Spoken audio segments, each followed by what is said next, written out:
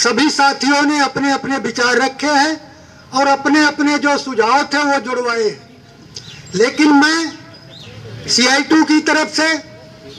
जो परियोजना में लगी हुई वर्करें हैं, चाहे वो मिड डे मील में काम करती हो आशा वर्कर हैं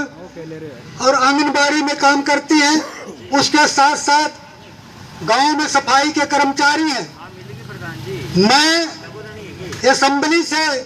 और सरकार से मांग करता हूं कि कम से कम ये मांग तो जरूर जोड़नी चाहिए कि इन परियोजना वर्करों को कम से कम न्यूनतम वेतन तो लागू होना चाहिए। आज सरकार ने केवल 5 कामों के लिए जो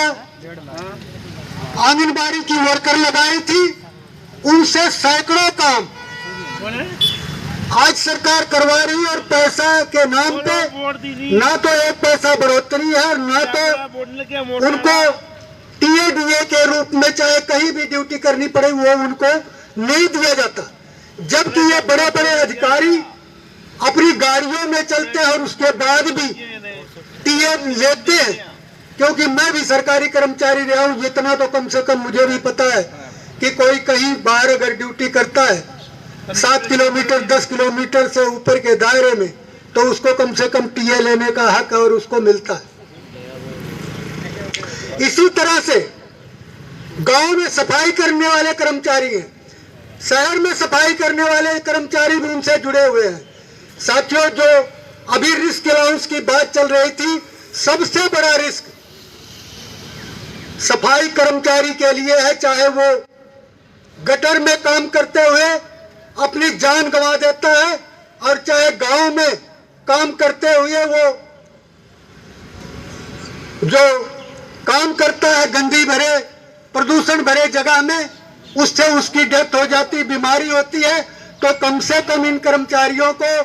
रिस्क अलाउंस के साथ साथ कम से कम उनको कुछ मेडिकल भत्ते में कम से कम बढ़ोतरी कर दे, तो कम से कम उनका परिवार दवाइयों से तो बच जाए। इसी तरह से हमारे स्कूलों की समस्या है, मिड डे मील में काम करने वाली बहनें, एक तरफ तो साथी अभी बता रहे थे रेशनलाइजेशन के नाम पे पोस्टें घटाई जा रही, और दूसरी तरफ जो स्कूल खत्म किए जा रहे हैं